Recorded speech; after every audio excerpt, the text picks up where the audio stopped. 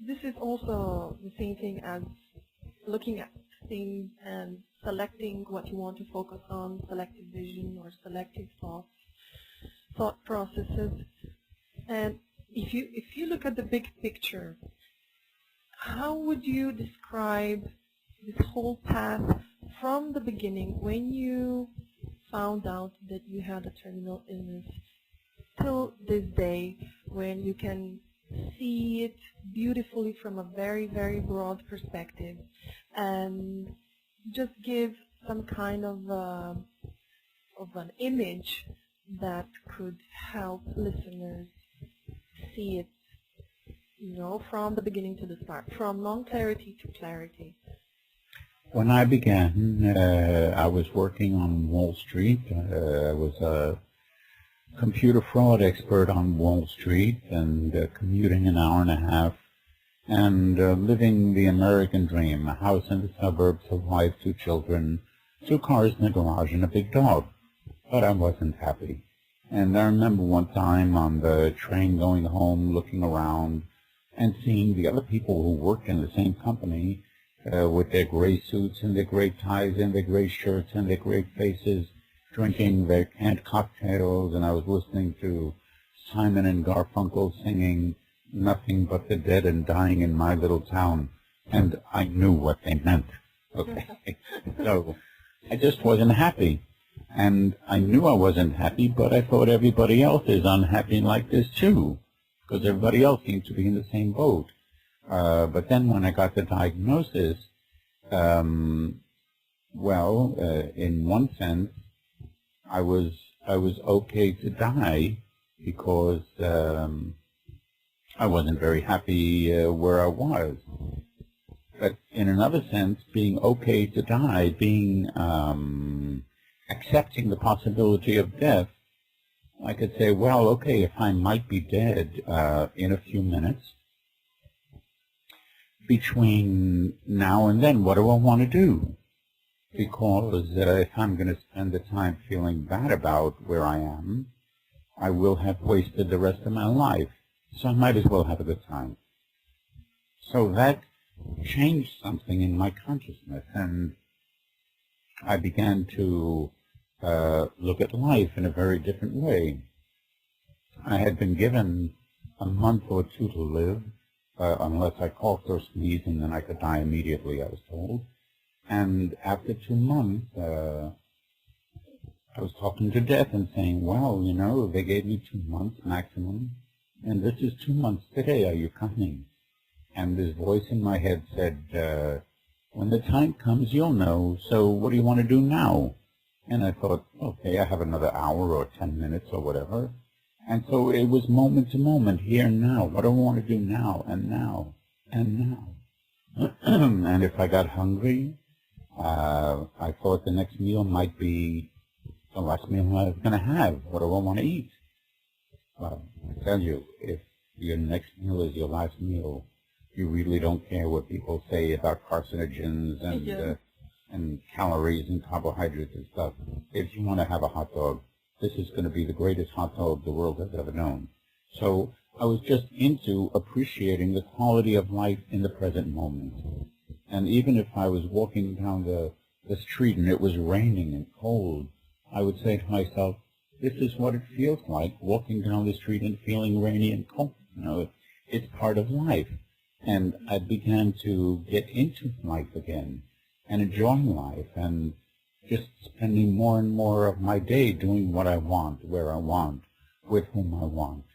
And after 8 months, I was still alive and celebrating in Club Med in Martinique. And while I was there, I got into a talk with a man teaching Zen meditation. And he said, cancer begins in your mind, and that's where you can go to get rid of it. And suddenly I understood what he was talking about. And I didn't have to depend upon something or anybody outside myself. I could go inside. What I had learned growing up was to trust myself. And so a short time after that, some friend suggested I listen to an introductory talk of the Silva method. At the time, it was called Silva Mind Control. Mm-hmm. And when I went there, I heard ideas that made a lot of sense to me. And I decided to jump into it with both feet, using my mind as a tool, going to alpha, going to deep states of relaxation, using affirmation, visualization, positive thinking. And so all through this, I was more and more just in touch with myself and working on myself for 2 months. I continued to imagine every day the tumor getting smaller and imagining what it would be like after the process was complete. The doctors were going to examine me and scratch their head and say, well, maybe you made a mistake. This happened there. And so after 2 months, I went to see the doctor, and he scratched his head and said, maybe you made a mistake. It's nothing there. I left in knowing that I was living a scene that I had created. Mm-hmm. And because I didn't have to think about this anymore. Now it was 1 year after I had been diagnosed. I just asked myself, what do I want to do with my life now? Let me continue this process of just doing what I love and in this moment.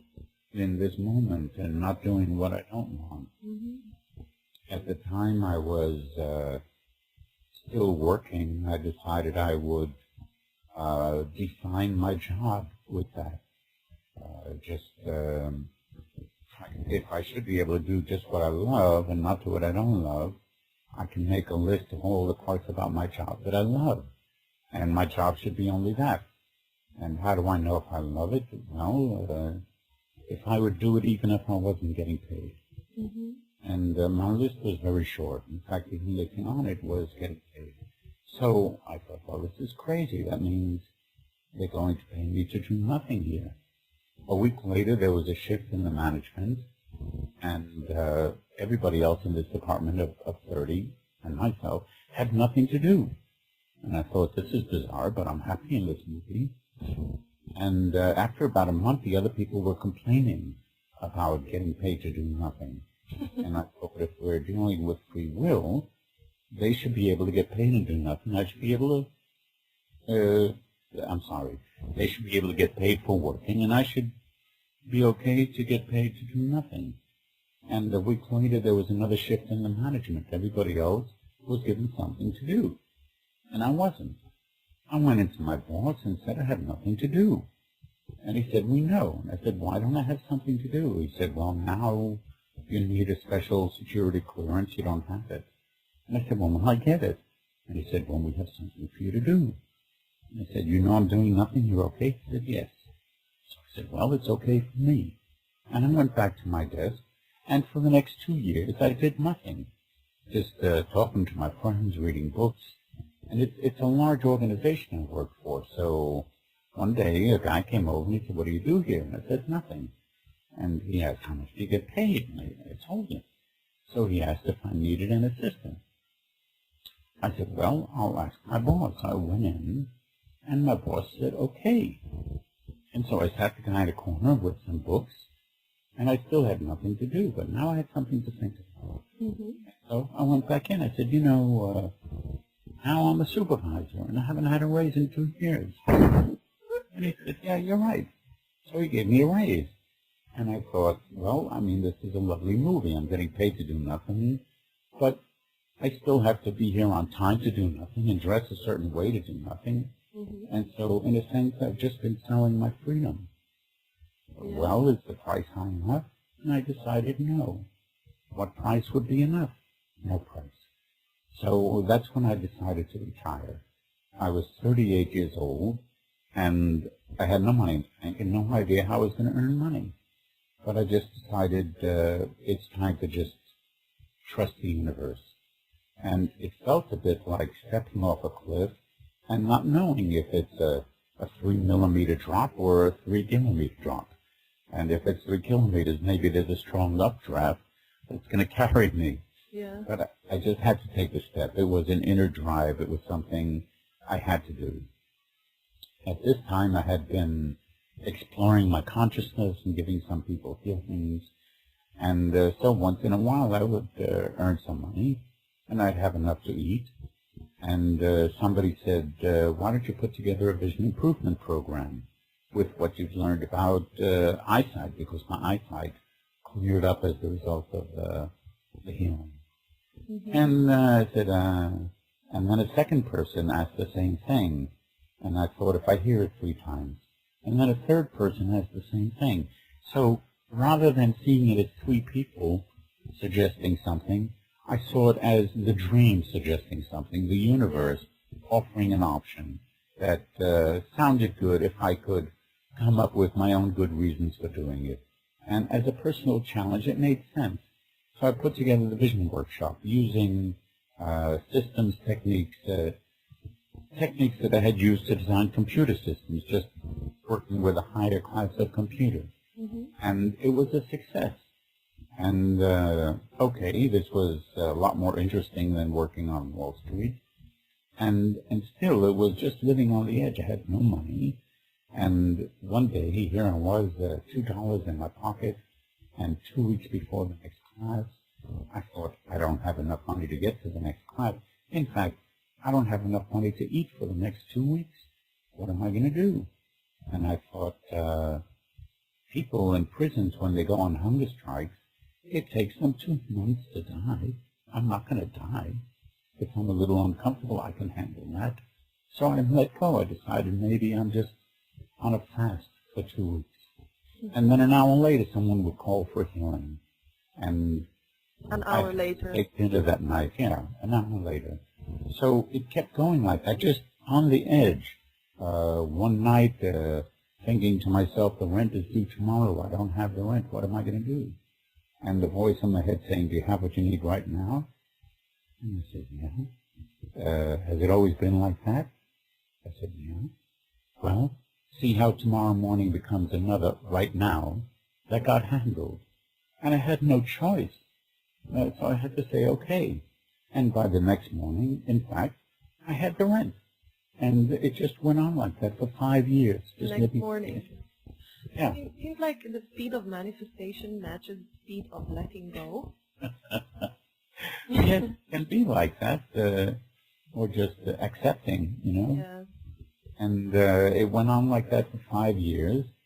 And then one day I was invited to Texas to teach a class. I arrived with 21 in my pocket, an intention to be there for 2 weeks and have enough money to eat and play. And the day I got there, people found out, they asked for healings, and I had enough money to eat and play. And with what I was going to earn from the class, I was going to get one of my daughter's synthesizer, and they started at about $600. The class came together, it was really small, about $300. And that was a little down in the mouth, but I had to give the people what they were there for. And in fact, as a class, it was a good class. I was happy with the healings. And after the class, a woman from the class came over, and she said, I have a gift for you. And she gave me a check for $50,000. And I didn't know what to say. She said, well, here, no strings. You were wondering where the money was going to come from. Here it is. No conditions. I said, thank you. I gave her a hug, and I walked away. And for me, that was an act of unconditional receiving. Being willing to receive without guilt, without a sense of obligation, just to say thank you and appreciate it, and do with it what made me happy, because that's all the person wanted of me. Yeah. And since that act of unconditional receiving, I haven't worried about money ever again. And so I live my life like that now.